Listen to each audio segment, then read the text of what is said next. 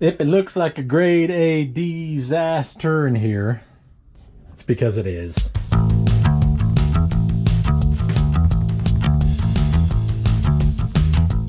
Absolutely atrocious. Lots of issues. The first thing you may notice is a giant gaping hole in the floor. Same with over there. This entire floor pan, that entire floor pan, garbage. And at one point I did attempt to get started on adding subframe connectors, but they were never completed. The welds were not fully welded all the way around. And at one point moving the car, well, dislodged any tack welds that were in place on that particular subframe connector. I can't honestly tell you the state of the other side, but we'll get there too.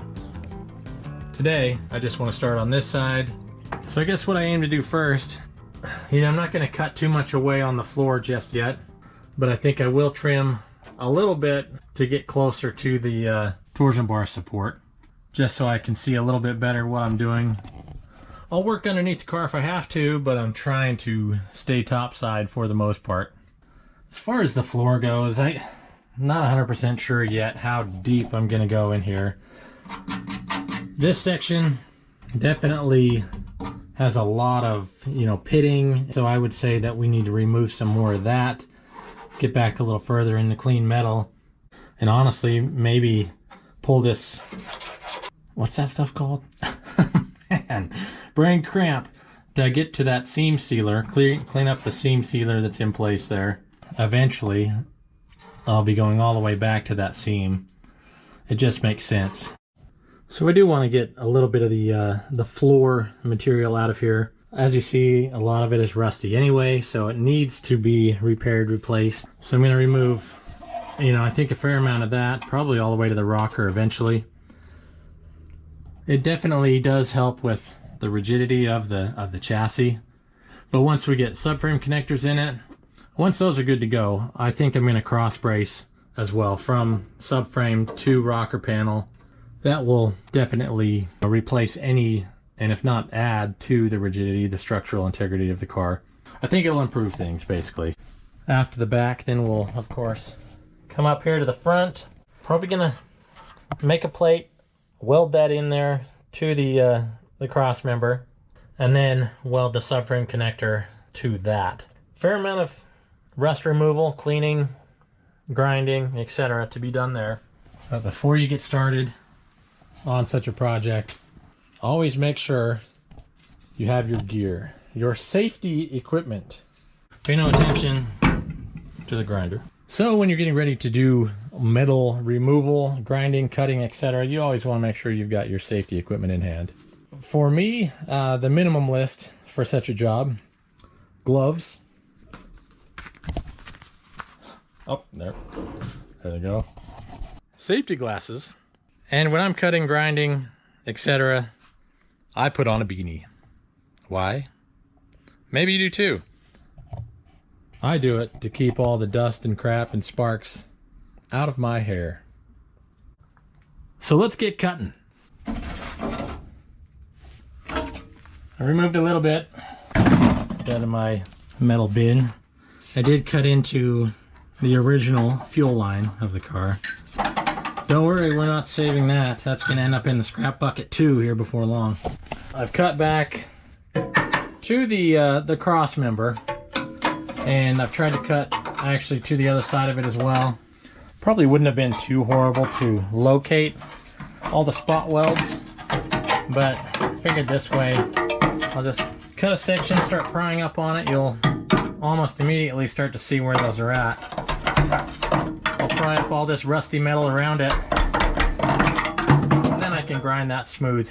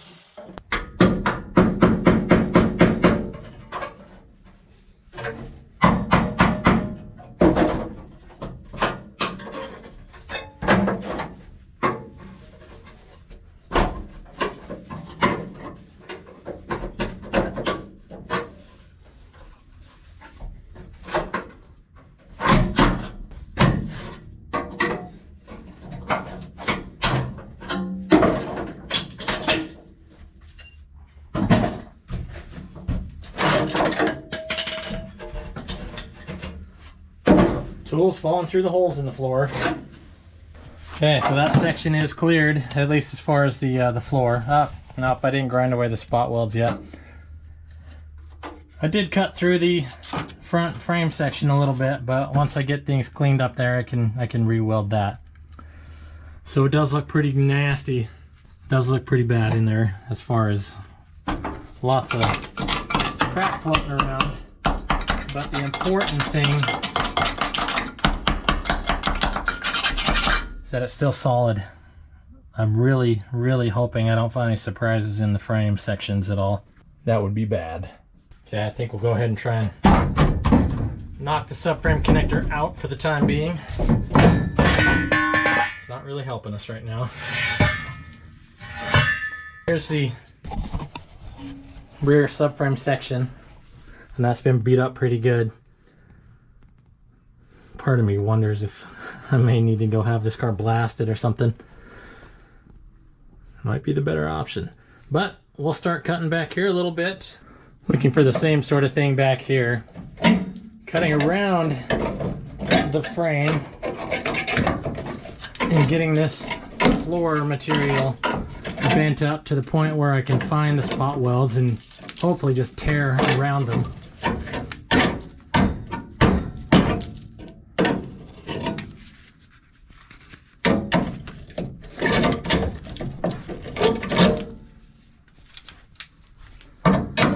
This one's not going quite as good as the front section did. Oh, there we go. We broke one of the welds. Perfect. Channel locks are slipping out of where I had them. There we go. Another chunk for the scrap bucket. Again, looks like we've cut into the subframe with my grinder. Get a little overzealous. That's okay. That kind of stuff can be welded. But I need to be able to get in here and, you know, flatten this piece out. So we're going to get this piece off here. And then I'm going to figure out how I'm going to clean out inside that channel. Just moving a few things around in the back. These monstrosity fender well exit headers were at one point really thought to be, you know, the header of choice. The exhaust of choice, since I was pretty sure this car was getting a big block. That said, we do not currently know what this car is getting. But I wanted to move stuff out of the way just a little bit. Probably going to cut back at this point now to that seam and just see if that'll help me get into this subframe a little bit. I'm getting a little bit better info on how nasty this floor can be. Still pitted and stuff underneath, but you know, that's something we'll hit with the grinder and see how it cleans up. But that said, I kind of want to cut the floor back to the area where the leaf spring hanger is at. If I can get that, I know I've got it all the way back, but if I can get back there and actually weld all the way around it, I'll feel pretty good about that. And then I can section, you know, whatever I have to there as far as the floor goes. Not the straightest cuts, not the most beautiful artsy work here, but I have accomplished what I wanted to do to this point. I basically cleared over the top of the entire subframe section that I need to get to weld the subframe connector in. I also have access now. I can get a brush in there, a wire wheel. Probably not the most professional of tools because, you know, I'm just kind of backyarding it, so to speak. I'm not a professional. I'm an amateur for sure, but that's all right. You know, a lot of us, I think, are just hobbyists, and we're just trying to make some cool stuff out of, you know, what we have, including rusty Valiants. I'm going to start clearing up the area that I'm going to need to weld to, try and straighten things up and get a brush or something in there to get that down to metal. What I was happy to see is that this is pretty much surface rust. It's all coming off pretty good with a grinder. You can see nice clean metal below that surface. So I feel pretty good about what we're working with here. I've been pleasantly surprised with Harbor Freight's cutoff wheels. and I use as much of it as I can. Can't say I love their wire wheels though as much. Seems like every time I use them, I end up with shrapnel in my shirt and everywhere else. But I decided to cut a little bit more floor away, so when I do start metal prepping, I can go further out, get as far out from the new welds that I do as I can. Once the subframe connectors are in, then I feel pretty good about taking a lot more of the floor out and getting rid of anything that's rusty. So I think that's going to do it. A little bit of metal work, metal cleanup still to do inside the front as well as the back. Gotta get that channel cleaned up. Definitely struggling getting conventional tools too far back in there. So I gotta come up with a plan there. Gotta get those finished up as far as the clean out. Gotta get this subframe connector cleaned up once again. And then we should be able to start welding again. We'll get this side complete, get it all put back together, and then we'll move over to the other side, do the same process over there. And then I think I'll move into the engine compartment and start to do similar things up there. Get rust removal done, get everything cleaned up, you know, and stop the deterioration.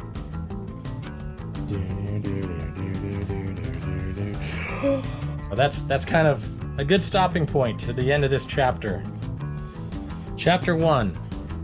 Remove rusty floor around subframe connectors and subframe areas. Check. We have started to do some metal cleanup in there.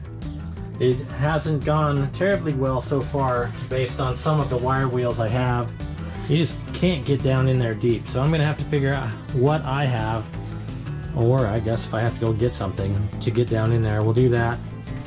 Same with the front channel here on the transmission cross member, torsion bar support area.